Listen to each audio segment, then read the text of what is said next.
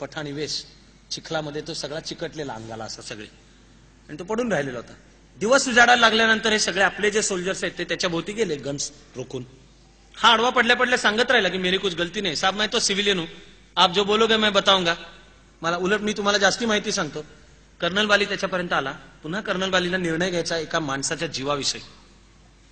तो पडल्या पडल्या आरडाओरडा करतोय, त्याचा आरडाओरडा ऐकला सगळा. कर्नल बाली मग याला म्हणाला की साले आज तो तू बच गया, चल इसको छोड़ देते हैं. म्हणून तो निघाला. तेवढ्यात त्याच्या सेकंड इन कमांडने त्याच्या पाठीवर हात ठेवला आणि तो म्हणाला, साहब ये 5 लोग थे, हमने 4 को तो मार दिया, इसको जिंदा छोड़ के क्या करेंगे. कर्नल बालीनी त्याच्याकडे 1 मिनिटभर पाहिलं, डोळ्यात डोळे, आणि फायनली आपल्या सेकंड इन कमांडला ऑर्डर दिली, किल हिम.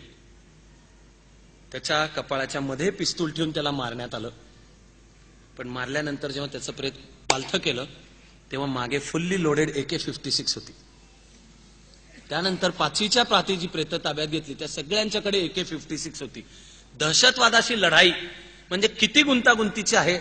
आणि इथे पुण्या मुंबईमध्ये एअर कंडिशन खोल्यांमध्ये बसून ज्यांना दहशतवाद्यांच्या ह्युमन राईट्सची काळजी असते, ज्यांना फाशी जाणारा धनंजय चॅटर्जी म्हणजे कोणतरी संत पुरुष लागून गेला असं वाटत असतं, त्या मीडियाला हे शिकवलं पाहिजे. ते असो हे जे स्वयंघोषित काही इंटलेक्च्युअल्स आहेत. अवघड आहे ही लढाई, याला सावध समाज आवश्यक आहे.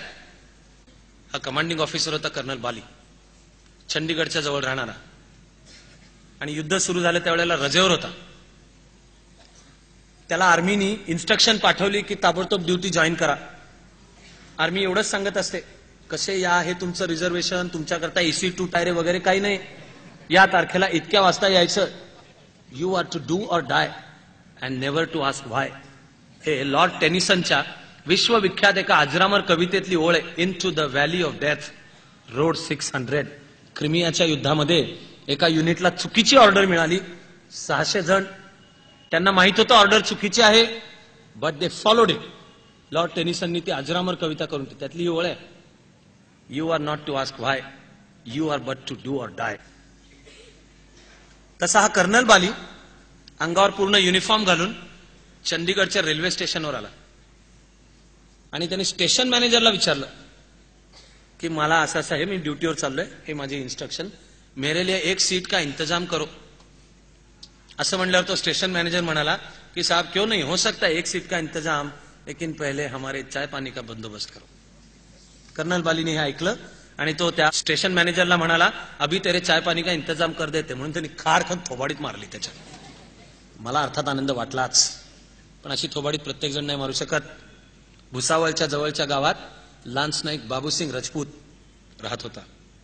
त्याला पण आर्मीचं वॉरंट आलं. तो पण निघाला. घरात फक्त वृद्ध आईवडील, त्यातले वडील आजारी, म्हणून त्याने आईवडिलांना टेम्पो ट्रॅक्समध्ये भरलं. त्याचा प्लॅन भुसावळ मधल्या हॉस्पिटलमध्ये आईवडिलांना रवाना करायचं आणि मग भुसावळमध्ये जी ट्रेन मिळेल पुढची ती घेऊन ड्युटी जॉईन करायला जायचं.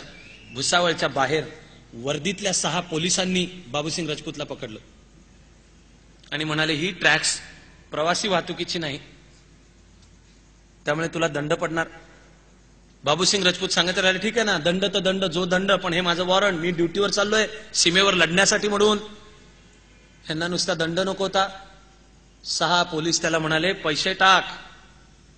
बाबूसिंग राजपूत चिडला आणि त्यांनी त्यातल्या एका पोलिसाची गचांडी पकडली. वर्दीतल्या आणि ड्युटीवर असलेल्या पोलीसची गचांडी पकडली म्हणजे इंडियन पिनल कोड सेक्शन 353 खाली हा अपराध झाला, ऑब्स्ट्रक्टिंग गव्हर्नमेंट वर्क. आणि गव्हर्नमेंट वर्क काय, ड्युटीवर चाललेल्या जवानाकडनं पैसे खाणे. म्हणून बाबूसिंग राजपूतला अरेस्ट झाली. ती रात्र बाबूसिंग राजपूतनी पोलीस कस्टडीत काढली. दुसऱ्या दिवशी त्याला मॅजिस्ट्रेट समोर हजर करण्यात आलं. मॅजिस्ट्रेट शहाणा असला पाहिजे. मॅजिस्ट्रेटने बाबूसिंग राजपूतला सोडून दिलं. बाबूसिंग राजपूत घरी गेला आणि विष घेऊन त्याने आत्महत्या केली.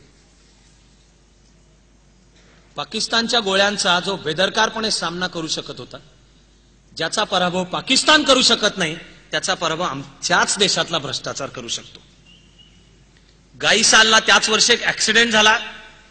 ऍक्सिडेंटमध्ये 550 जण मेली. 550तली 450हून जास्ती जण ईशान्य भारतामध्ये ड्युटीवर चाललेले भारतीय जवान होते. एकाच रुळांच्या वर समोरासमोरून आलेल्या 2 फास्ट ट्रेन्स आल्या आणि टक्कर झाली. कशा आल्या, दिल्लीकडून आसाममध्ये जाणारी जी ट्रेन अप ट्रॅकवरनं जायला पाहिजे होती ती डाऊन ट्रॅकवरनं आली. त्याच वेळेला डाऊन ट्रॅकवरनं दुसरी ट्रेन होती. ज्या स्पॉटला गाईसाला ऍक्सिडेंट झाला त्याच्या 3 स्टेशन्स अलीकडे 90 किलोमीटर अंतर ही चुकीची ट्रेन क्रॉस करत आली आहे. तिथे जो एक लाईन्समन होता ज्यांनी फक्त खटका ओढून ट्रॅक बदलायचा होता तो लाईन्समन दारू पिऊन पळून गेलेला होता. त्यामुळे ती ट्रेन अप ट्रॅकवरनच येत डाऊन ट्रॅकवरनच येत राहिली. 3 स्टेशनवर त्यांना ग्रीन सिग्नल मिळाला. तो मिळाल्याने झोपेत दिला का? दारू प्यालेला होता का तो? का ज्यांनी सिग्नल द्यायला पाहिजे तो पळून गेलेला? जा रे तू दाखव रे, कुठली तरी ट्रेन असते तुझा तू सिग्नल दाखव रे. कर्तव्य चुकवणारं राष्ट्र ज्याची ख्याती हजारो वर्षांच्या वैभवामध्ये जर असेल की ही माणसं दिलेला शब्द पाळणारी आहेत, आपलं काम करणारी आहेत. ऍक्सिडेंट 450 भारतीय जवान मेले. आता मी तुम्हाला सांगतो की कारगिलमध्ये भारतीय जवान किती मेले. ती संख्या 364. 1.5 महिना जी लढाई चालली त्या लढाईमध्ये मेले 364. एक दिवस ड्युटीवरनं लाईन्समन पळून गेला आणि तिघांनी चुकीचा सिग्नल दाखवला. अपघातामध्ये मेलेले भारतीय जवान आहेत 450. आपला जास्ती मोठा शत्रू पाकिस्तान नाहीये, चीन नाहीये. आज आम्ही आमचे जास्ती मोठे शत्रू होऊन बसलेलो आहोत आणि युद्धाच्या कहाण्या ऐकायच्या आणि पराक्रमाचे विचार करायचे. याचा अर्थ सगळ्यांनीच लष्करात गेलं पाहिजे असं नाही. आपण जगतो हा क्षण लढाईचा क्षण आहे. आम्ही चाणक्य मंडलमध्ये त्याचं एक सोपं उत्तर शोधलंय. सगळ्यांनी आर्मीत जायचंय काय? नाही जायचंय. पण सगळे करू शकतात असं काय आहे? तर आम्ही स्वतःला ओळखू शकतो. ते ओळखून कामाचं क्षेत्र निवडू शकतो. त्या क्षेत्रात उत्तम आणि प्रतिभावंत काम करणे हीच देशसेवा आहे. उत्तम प्रोफेशनल असणे हीच देशसेवा आहे. देश कोणीतरी 2-4 कोणीतरी नेते निघतात म्हणून मोठा होत नाही. करोडोच्या संख्येने सामान्य माणसं सामाजिक एकात्मतेसहित एकत्र काम करतात तेव्हा नव्या सुवर्णयुगाची स्वप्न पडतात. नव्या सुवर्णयुगाची स्वप्न आम्हीही पाहतो. या कथा ऐकायच्या असल्या तर त्या सगळ्या आपणही पाहूयात आणि म्हणून ती नव्या सुवर्णयुगाची स्वप्न आठवत या ओळीची एकत्र आपली प्रार्थना आता सुरू करूयात.